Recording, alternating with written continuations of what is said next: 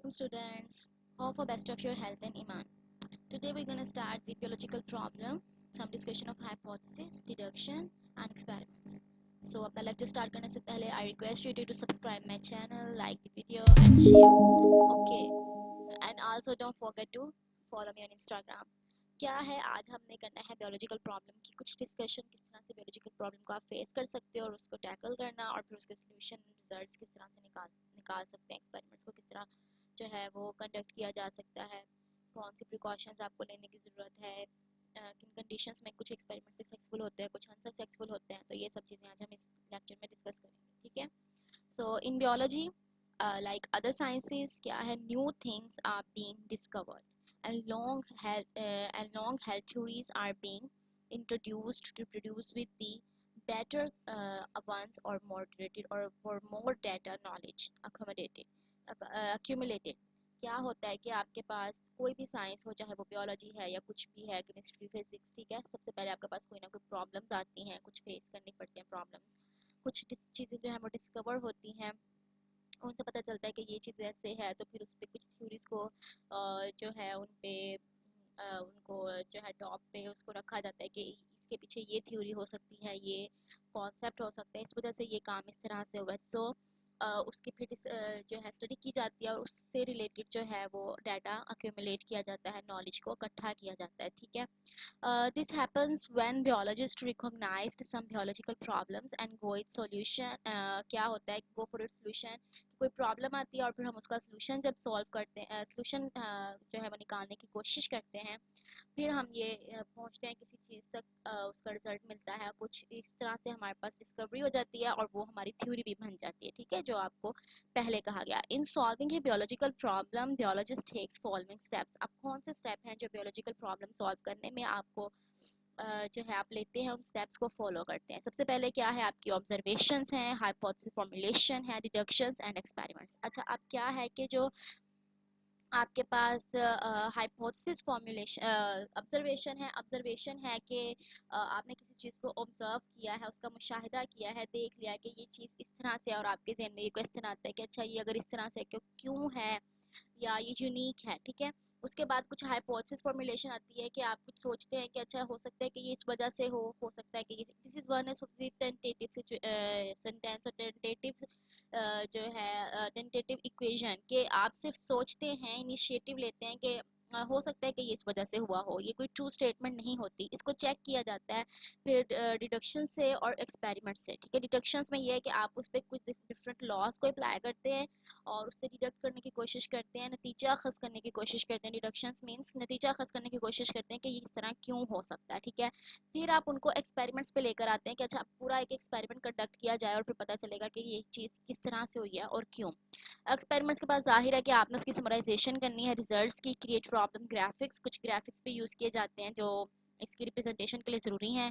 और reporting the result आपने results को रिपोर्ट कर देना है कि इसका ये रिजल्ट है इस तरह से है जिसमें आप कुछ फिगर्स यूज़ करते हैं ठीक है कुछ मैथमेटिक्स और स्टेप्स को यूज़ किया जाएगा डिटेल्स ऑफ दी स्टेप्स और एज अदर तो अब आगे अच्छा आपके पास आ गई है नेक्स्ट उसकी डिटेल कि किस तरह से हम ये सब स्टेप्स को जो है फॉलो करेंगे क्या होगा सबसे पहले recognition of the biological problem आप देखेंगे कि कोई प्रॉब्लम हुई है तो क्यों हुई है या कैसे आ गई है कोई प्रॉब्लम हमारे सामने biologist go for adopting biological method when they encounter some biological problem कोई प्रॉब्लम होती है कोई मसला होता है तो आप सोचते हैं कि अच्छा अब ये हुआ है तो ये ऐसे क्यों हुआ है या इसका हल निकालने की कोशिश करनी है ठीक है a biological problem is a question related to living organisms that is either asked by someone और comes in biologist mind by himself ठीक है कोई जो बियोलॉजिकल प्रॉब्लम है एक्चुअल में होता है क्या वो कोई क्वेश्चन होता है जो या तो किसी ने पूछा होता है आपसे जाहिर है कुछ डिस्कशन आप कर रहे हैं या कोई एक्सपेरिमेंट ही परफॉर्म करें तो आपसे कुछ कोई क्वेश्चन कर सकता है किसी के माइंड में कोई ऐसा क्वेश्चन आ सकता है जो कुछ डिफरेंट होता है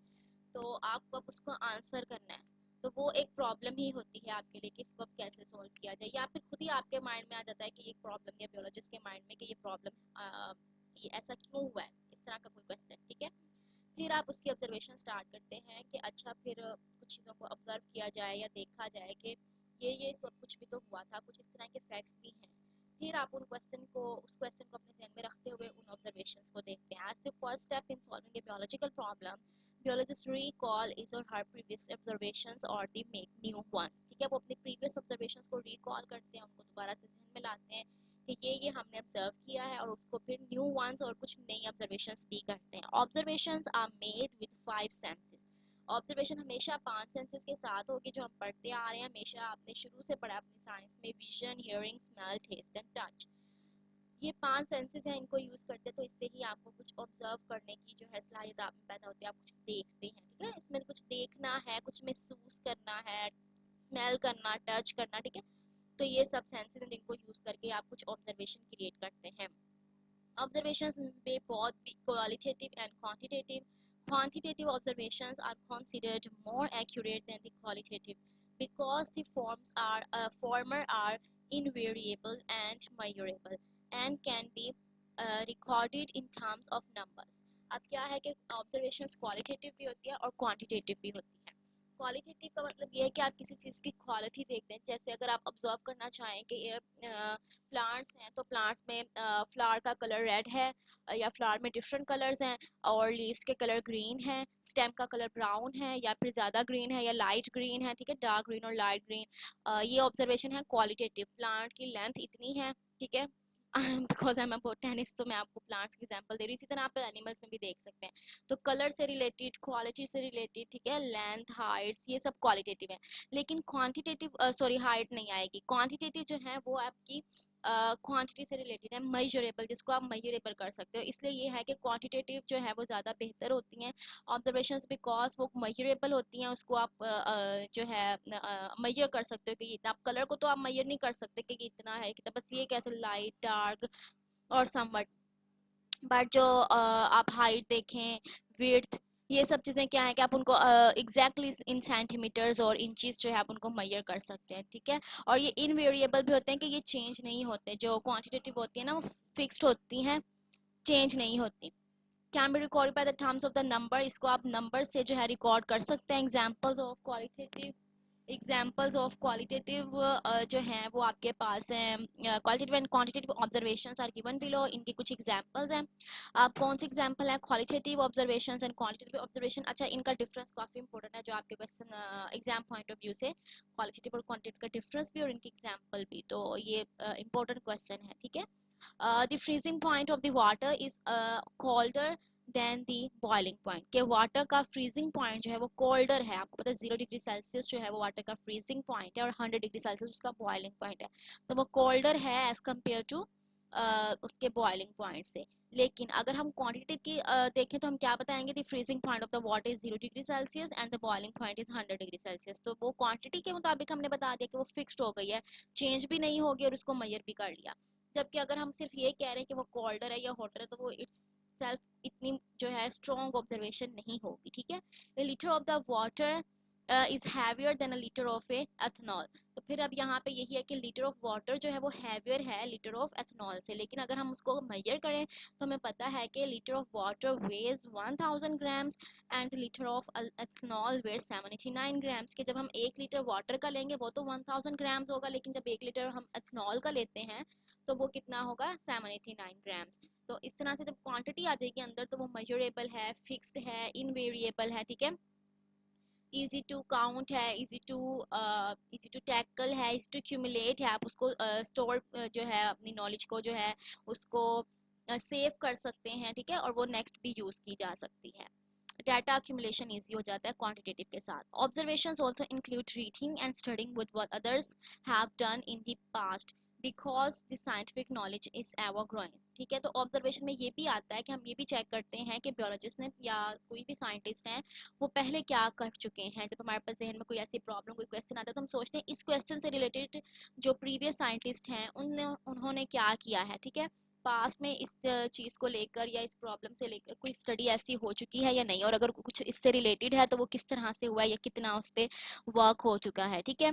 then biologist can usually check every situation where a hypothesis might apply. तो वो हर सिचुएशन को चेक करता है कि जो हाइपोथेसिस आपने बनाया है वो कहाँ पे अप्लाई किया जा सकता है, ठीक है। Let's consider hypothesis all plant cells have a nucleus, ठीक है। जैसे अगर हम एक हाइपोथेसिस बनाते हैं कि all plants have a nucleus, के हर प्लांट के सेल में न्यूक्लियस है, ठीक है।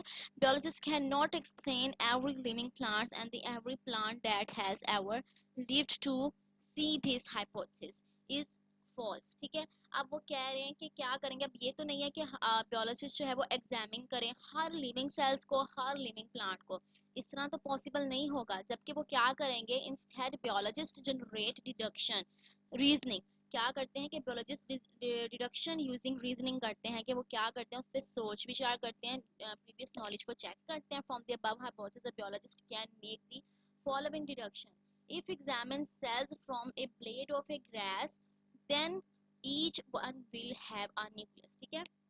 अगर उसने चेक किया है कि हम एक जो ग्रास है उसका एक ब्लेड चेक करते हैं, ब्लेड ग्रास का लीफ ही है, एक्चुअली वो होता है फ्लैट बिल्कुल ब्लेड की तरह है, इस वजह से उसको ब्लेड कहा जाता है, ठीक है। So this is it's not like a broad leaf, तो वो डिफरेंट होता है, आपको पता है ग्रास का एक सीधा सा पत्ता होता है उससे उसको ठीक है।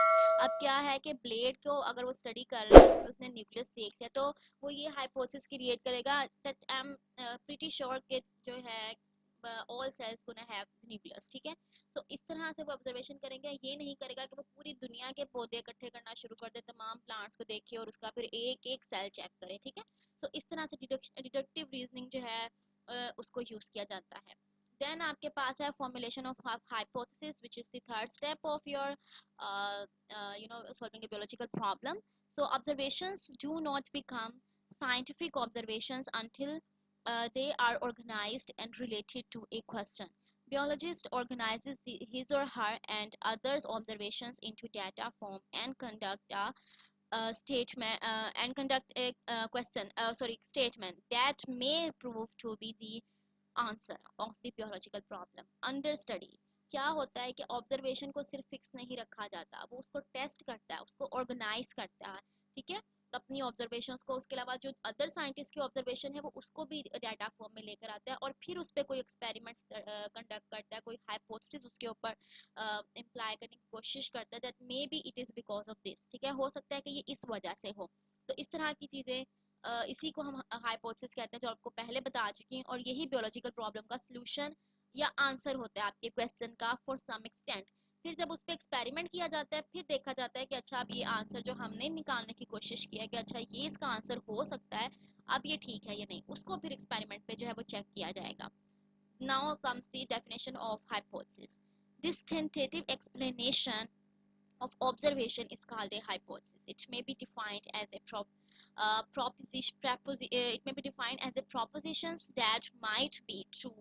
A hypothesis should have the following characteristics, ठीक है। अब जो hypothesis है वो एक tentative statement है, ठीक है, कि शुरू में जो आपने कोई आम सी स्टेटमेंट, कोई सिंपल सी, tentative means initial and also the testable statement, ठीक है, कि आप उसको टेस्ट भी कर सकें नेक्स्ट।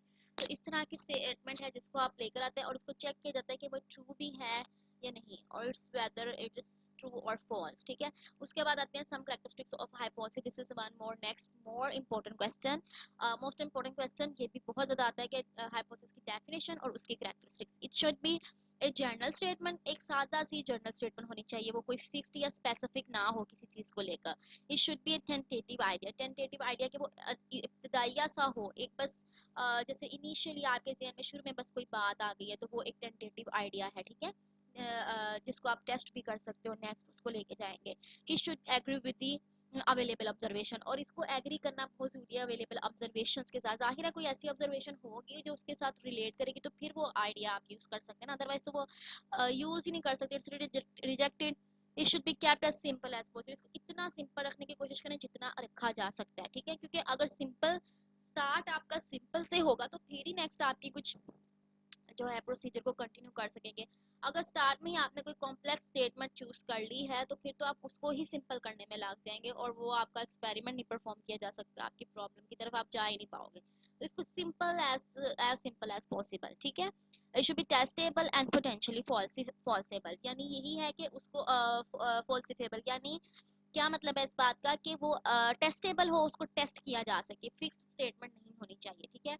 और फॉल्सेबल का यही है कि अगर वो गलत हो सके तो वो गलत होने के काबिल भी हो, क्योंकि अगर वो होगी ही ट्रू तो फिर उसको क्या टेस्ट करना है, ठीक है। ये बात समझ आ रही है ना आपको कि अगर स्टेटमेंट पहले होगी ही ट्रू आपने स्टेटमेंट ही ऐसी चूज की है, अपना हाइपोथेसिस इस तरह से ड्रॉ किया आपने कि वो है ही ठीक, इट्स ट्रू, फिर आपने उसका क्या चेक करना है, ठीक है। स्टेटमेंट होगी अगर वो इस तरह से होगी कि उसमें गलत होने के चांसेस भी हों, ठीक है, और उसमें टेस्ट करने के चांसेस भी हो, तो फिर ही हम उसको कंटिन्यू कर सकते हैं, क्योंकि हमने यही तो बात करनी है कि वो गलत है सही है, या जो हुआ है वो ठीक है या गलत है, या उसके अकॉर्डिंग है जो हमने ऑब्जर्व किया था या नहीं, यही तो हमने एक्सपेरिमेंट करके चेक करना है, ठीक है, फिर ही तो हम प्रॉब्लम का सोल्यूशन निकाल सकेंगे। In other words there should be a way to show the hypothesis false, a way to disprove the hypothesis। तो इसका मतलब ये है कि कोई ऐसा वे भी उसमें होना चाहिए कि इस तरह का रास्ता भी निकलना चाहिए कि हाइपोथेसिस जो है वो गलत है, ठीक है। अगर आप ये सिंपल सी एक बात इसको जहन में बैठाएं, प्लीज इसको आपने कॉम्प्लेक्स नहीं करना और ना ही कंफ्यूज होना है या कि ये क्या है, इसका मतलब ये है कि इस स्टेटमेंट जो है इस काबिल हो कि हम उसको रिजेक्ट कर सकें। अगर वो स्टेटमेंट पहले ही बिल्कुल ठीक है, ट्रू है, उसमें कुछ हमें चाहिए ही नहीं कि ये गलत है या कुछ, जब हमें पता है कि वो है ही ठीक, तो फिर हम उसका क्या टेस्ट करेंगे, ठीक है। तो उसमें ये वे हो, उसमें इतना इस चीज का चांस हो कि हम उसको गलत भी साबित कर सकें, ठीक है। आई होप कि आपके लिए अंडरस्टैंडिंग जो है वो इजी हो जाएगी। कुछ ये थोड़ा सा कंफ्यूजिंग सेंटेंसेस हैं, बट आप इसको मेरी बात को समझने की कोशिश करें। अगर नहीं आ रही है फिर भी आप मुझे जो है कांटेक्ट करें, कमेंट करें, ठीक है, इंस्टा पे फॉलो करें। आपको इसका यानी मैं पूरी कोशिश करूंगी कि आपका कॉन्सेप्ट क्लियर हो जाए। A great deal of the careful and the creative thinking is necessary for the formulation of a hypothesis। Careful और क्रिएटिव थिंकिंग बहुत जरूरी है इसके लिए। आपको पता है कि क्रिएटिव आपके माइंड का होना बहुत जरूरी है, और केयरफुल भी, कि आपने कोई ऐसी कोई आम से स्टेटमेंट नहीं बना लेनी, कुछ सोच के कुछ समझ के फिर ही कोई स्टेटमेंट होनी चाहिए। That use the reasoning to formulate a hypothesis, कि कोई सोच विचार के, रीजनिंग का मतलब होता है रिसर्च करना, सोचना, उस पर गौर फिक्र करना, ठीक है, वो किया जाएगा तो फिर ही आप कोई हाइपोथेसिस को फॉर्मुलेट कर सकते हैं। Next step is deductions. In the next step, biologists draw the deductions from the hypothesis. Deductions are the biological consequences of the hypothesis। यानी अगर आपने कोई हाइपोथेसिस बनाया है तो आप उससे करेंगे मेरे लाइक जैसे हमने वही बात की थी कि अगर हमने ये हाइपोथेसिस बनाया है कि all plant cells have a nucleus, ठीक है, कि हर प्लांट सेल जो है उसमें न्यूक्लियस है, तो उसमें से हम डिडक्ट भी करेंगे, उसमें से डिडक्शन भी निकालेंगे कि अगर हम सेल्स को चेक करें, ठीक है, उसमें रीजनिंग करें, तो वो हमारे पास क्या है, जैसे एक ब्लेड सेल को हम चेक करते हैं और फिर उसमें क्या कहते हैं उसको, ब्लेड सेल को चेक किया और पता चल गया भी, अच्छा इसका मतलब है कि तकरीबन तकरीबन almost all cells gonna have the nucleus, ठीक है। तो इस तरह से उसमें डिडक्शन जो है वो कंसीक्वेंस है, वो रिजल्ट है, नतीजा है, लॉजिकल, को पता है एक लॉजिक के साथ एक जो है उसकी कोई उसके पीछे कुछ कॉन्सेप्ट है, ठीक है, कोई फिक्र है, कोई थॉट है, उसके पीछे एक आइडिया है, ठीक है, उस आइडिया से आप डिडक्ट करेंगे कि अच्छा ये हाइपोथेसिस इस तरह है तो इसका ये भी नतीजा निकल सकता है। For the purpose hypothesis taken as true and expected results, deductions are drawn from it।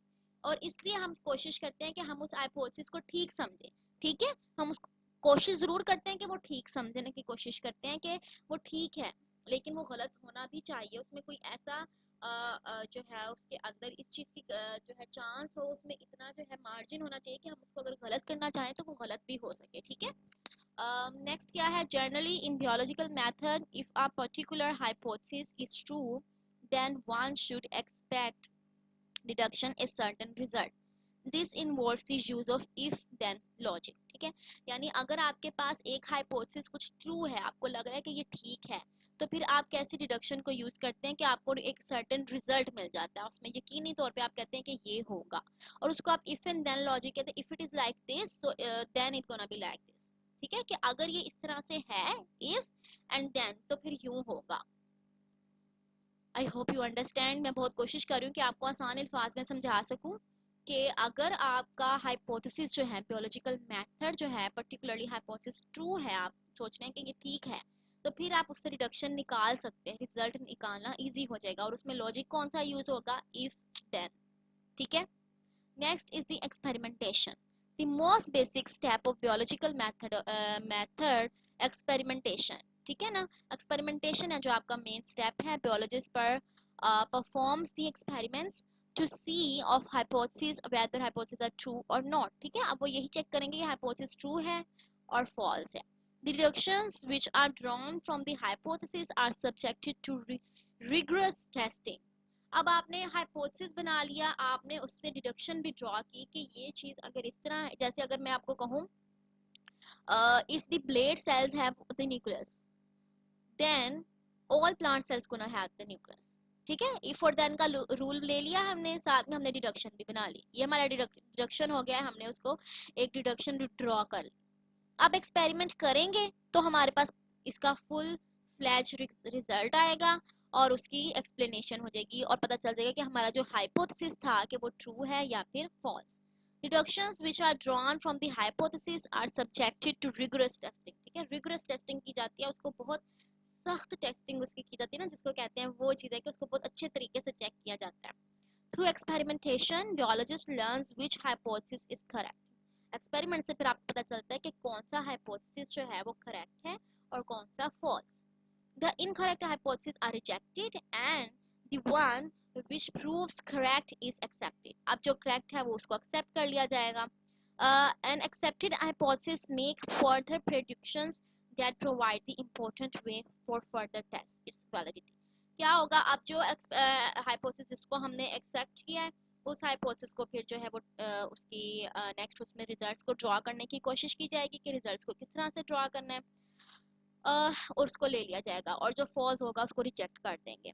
Summarization of the results, biologist gather actual quantitative data from the experiments and data for each of the groups are then averaged and compared statistically and to draw the conclusions biologists also use the statistical analysis। क्या होगा, आप उसके बाद आपने data को summarise करना है, experiment से डाटा को quantitatively figuratively with in the form of the numbers, आप उसको फिगर्स की फॉर्म में उसको एक्यूमुलेट करते हैं अपने डाटा को, उसको एनालाइज करते हैं, ऑर्गेनाइज करते हैं, उसमें स्टैट्स का यूज किया जाता है और उसको फिर रिजल्ट्स को ड्रॉ किया जाएगा। ठीक है, तो ये था हमारे पास एक एक्सपेरिमेंट। नेक्स्ट कुछ कंट्रोल एक्सपेरिमेंट्स और मलेरिया के एग्जांपल है, उसको हम नेक्स्ट लेक्चर में डिस्कस कर लेंगे।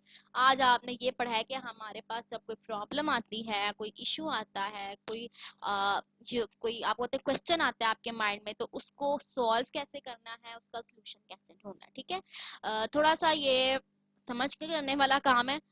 इसको अच्छे तरीके से आप रीड करें, लेक्चर को रिवाइज जरूर किया करें, दोबारा से वीडियो को सुना करें। ठीक है, उसको सुन के बुक को साथ में रख के हर वर्ड को जो है एक एक लफ्ज को पढ़ के उसको समझ के अंडरस्टैंड किया करें ताकि आपको कोई प्रॉब्लम ना हो। ठीक है, और अगर कोई इश्यू होता है, कोई प्रॉब्लम होता है, तो ज़रूर डिस्कस किया करें। ठीक है, इससे आपका ही फायदा होगा कि आपके कॉन्सेप्ट जो है वो और क्लियर हो जाएंगे। और नेक्स्ट फिर हम करेंगे control experiments. So till then, take care, bye bye, Allah Hafiz, and make sure to subscribe the channel, like the video, and share please. Bye bye, Allah Hafiz.